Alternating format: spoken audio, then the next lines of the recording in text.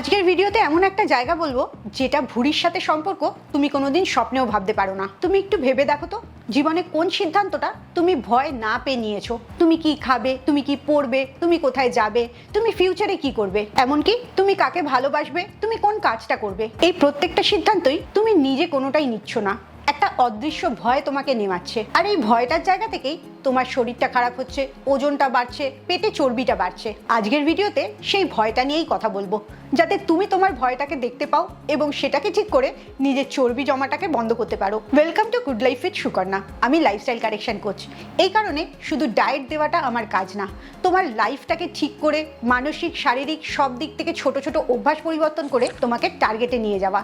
আর সেটা শুরু হয় আমার 7 ডেজ চ্যালেঞ্জ দিয়ে। তুমি যদি এই চ্যালেঞ্জটা নিতে চাও, নিজেকে ঠিক করার জার্নির প্রথম স্টেপটা নিতে চাও, তাহলে এক্ষুনি নিচের নাম্বারে 7 ডেজ চ্যালেঞ্জ লিখে হোয়াটসঅ্যাপ করো।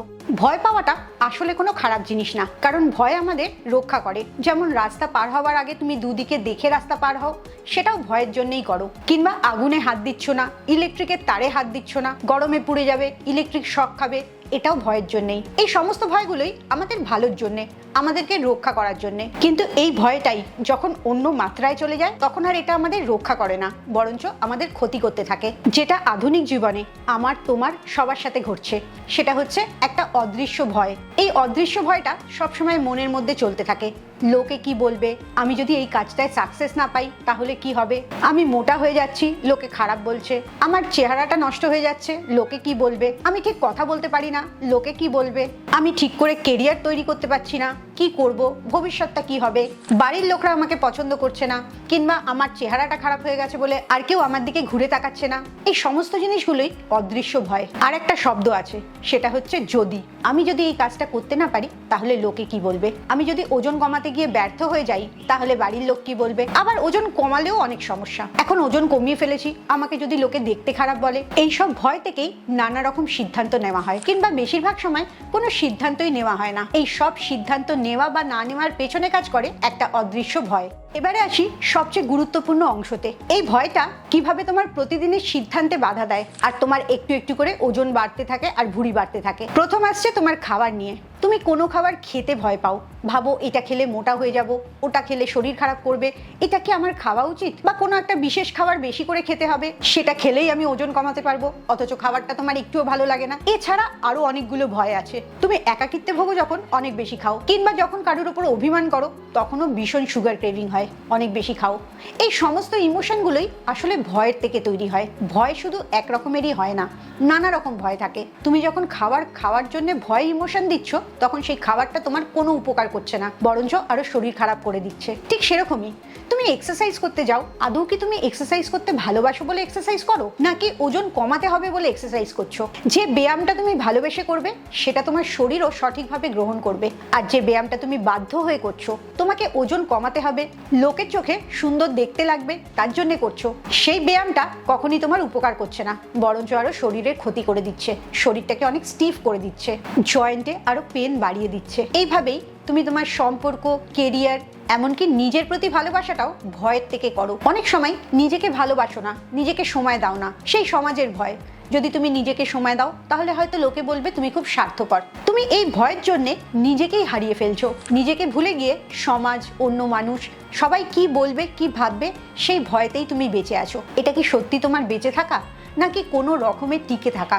ভয়ের সবচেয়ে খারাপ ব্যাপারটা হচ্ছে সে কখনো বুঝতে দেয় না সে তোমাকে চালনা করছে, সে তোমাকে ম্যানিপুলেট করতে থাকে। তুমি কি বলো যে জিমে যেতে ইচ্ছা করছে না, এক্সারসাইজ করার জন্য সকালে ঘুম ভাঙছে না, ঠিক আছে আজকে থেকে না কালকে থেকে শুরু করব, কিংবা কোনো খাবারের ডিসিপ্লিন আনার জন্য তুমি ভাবছো এই সপ্তাহে না পরের সপ্তাহ থেকে শুরু করব, কিংবা কোনো সামনে বিয়ে বাড়ি নেমন্তন্ন আছে, এখন না পরের মাস থেকে শুরু করব, আজকে না কালকে, এই সপ্তাহে না পরের সপ্তাহে। এই সব অজুহাতগুলোই আসলে তোমার মনের ভেতরের ভয়, পরিবর্তনের ভয়, লোকের সম্মুখীন হওয়ার ভয়, একটা নতুন কিছুতে যাওয়ার ভয়।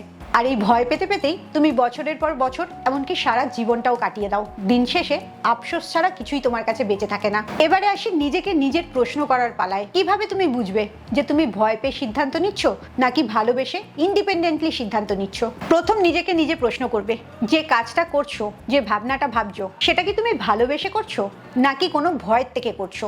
দ্বিতীয় প্রশ্নটা নিজেকে করবে, তুমি যে কাজটা করছো সেই কাজটা করে কি তুমি আনন্দ পাচ্ছ, নাকি শুধু অন্য কারুকে খুশি করার জন্য জন্য তুমি সেই কাজটা করছো, যাতে কেউ তোমাকে বিচার না করে, আলোচনা না করে তোমাকে নিয়ে, তাই তুমি সেই কাজটা করছো। 3 নম্বর প্রশ্ন নিজেকে করবে, তুমি এখন যে সিদ্ধান্তটা নিচ্ছ সেই সিদ্ধান্তটা নিয়ে যদি কেউ সমালোচনা না করে, কেউ তোমাকে ভালো মন্দ কোনো কিছুই না বলে, তাহলেও কি তুমি সেই সিদ্ধান্তটাই নিতে, নাকি তুমি অনেকগুলো লোকের মুখ চেয়ে তাদের কথা মাথায় রেখে এই সিদ্ধান্তটা নিচ্ছ? এই 3টে প্রশ্নের সঠিক উত্তরই তোমাকে বলে দেবে তুমি ভয়ের থেকে কিছু করছো নাকি মনের আনন্দে ভালোবেসে করছো। কারণ বেশিরভাগ মানুষই জীবনটা অন্যের জন্য বাঁচে, অন্যকে ভালো রাখার জন্যে, অন্যের থেকে অ্যাপ্রুভাল পাওয়ার জন্যে, অন্যকে খুশি করার জন্যে বাঁচে। আর দিন শেষে সেই মানুষটা খুব অসুস্থ, অনেক ওজন বেশি, খুব মোটা, প্রচুর জয়েন্ট পেন, আর সবচেয়ে বড় কথা ভীষণ মন খারাপ নিয়ে বেঁচে থাকে। তাই তুমি কি সেই মানুষটাই হতে চাইছো, নাকি ভয় থেকে বেরিয়ে এসে ইন্ডিপেন্ডেন্টলি নিজের ভালো থাকার জন্য, নিজের বাঁচার জন্য সিদ্ধান্ত নেবে?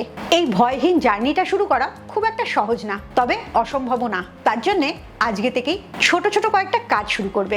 প্রতিদিন একটা ছোট সিদ্ধান্ত নেবে, সেই সিদ্ধান্তটা যেন একেবারে তোমার নিজের হয়, সেখানে কোনো ভয় থাকবে না, কোনো মানুষের মুখের কথা মনে রাখবে না, একেবারে নিজের মন থেকে একটা ছোট সিদ্ধান্ত রোজ নেবে। সেটা হতে পারে নিজে যে খাবারটা খেতে ভালোবাসো সেটা ভালোবেসেই খাবে, ভয় পেয়ে খাবে না। কিংবা সারাদিনে নিজের জন্য 10 মিনিট সময় বার করবে, সেটা লোকে স্বার্থপর ভাবলো নাকি লোকের কাজ করে দেওয়া হচ্ছে না এইসব ভাবছে, এগুলো না ভেবেই নিজেকে ভালো রাখার জন্য নিজের জন্য 10 মিনিট রাখা। কিংবা আরেকটা বড় কাজ করতে পারো, প্রচুর এরকম কাজ করো যেগুলো তোমার মন চায় না, লোকে কি বলবে, না বললে লোকে খারাপ ভাববে, এইসব ভেবে কাজগুলো করো। সেরকমই রোজ একটা করে এমন কাজকে না বলবে যেটা তুমি মন থেকে করতে চাও না।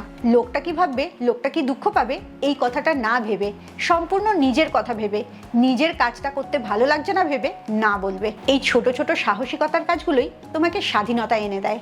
এই স্বাধীনতাটা তোমার পুরো এনার্জিটা শিফট করে দেয়। যে স্পাইরালে ঘুরতে ঘুরতে তুমি অসুস্থ হয়ে যাচ্ছ, ওজন বেড়ে যাচ্ছে, সেই স্পাইরালটাকে উল্টে দেয়।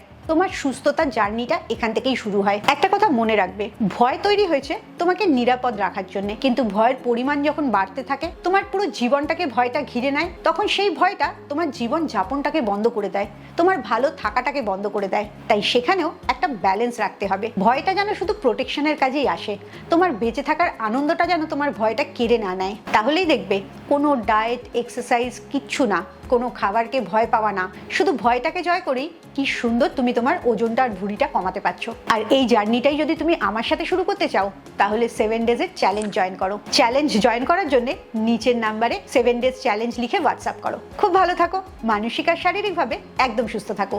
আবার পরের ভিডিওতে তোমাদের সাথে দেখা হচ্ছে।